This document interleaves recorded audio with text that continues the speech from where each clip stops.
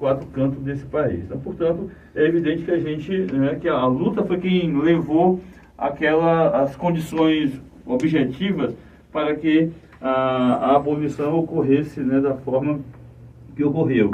E nós tivemos um problema sério, que foi uma abolição, como nós chamamos, inacabada, Aureliano. Ou seja, na verdade, no debate institucional da época, os fazendeiros queriam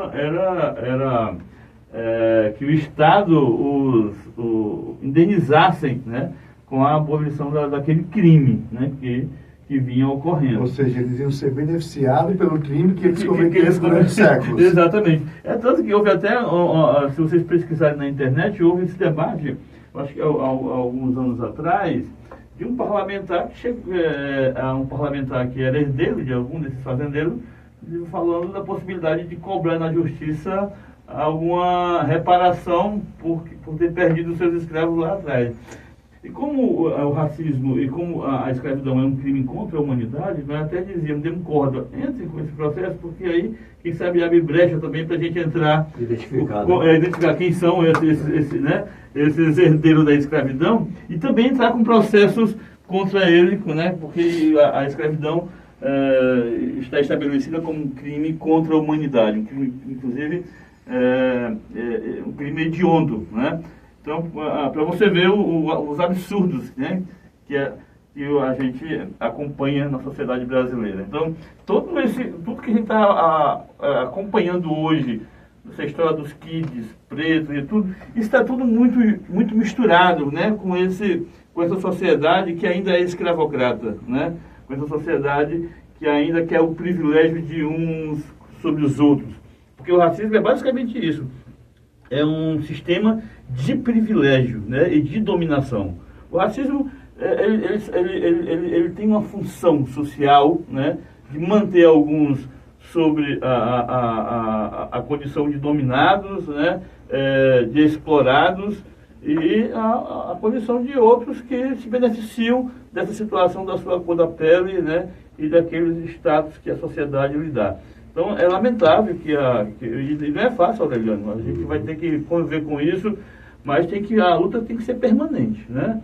Mesmo sendo uma questão estrutural, como você bem lembrou, está na raiz, né, da educação, está na raiz. Você hoje, nós temos, eu acho que talvez, uma década e meia, em que os elementos da educação sobre a história do negro tiveram mudanças na base curricular.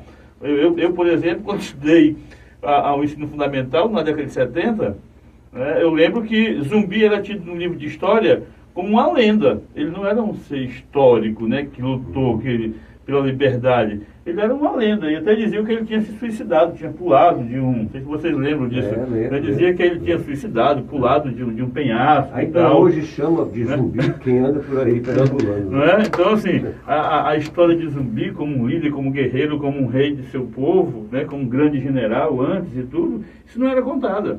Não era contado nos livros de história. Isso é recente, né? Ou seja, nós não sabíamos, nós só sabíamos da nossa história a partir do chicote.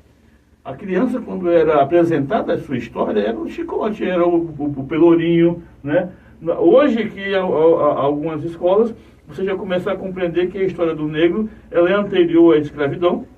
A escravidão é apenas um corte, né, nesse processo, de que nós temos aí os povos africanos e civilizações africanas que colaboraram com o desenvolvimento da medicina, com a base do conhecimento da medicina, da engenharia, da matemática, da filosofia, da química, né? Como é que você preservava corpos por 6.000 anos sem conhecimento em química, o doutor Aureliano, né? E companheiros que estão nos ouvindo?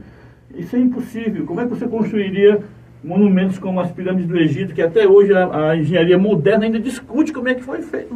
Não se tem ainda certeza, né, das técnicas utilizadas para a construção de tais monumentos, né, ali no continente africano. Aqueles castelos lá na Europa também, né?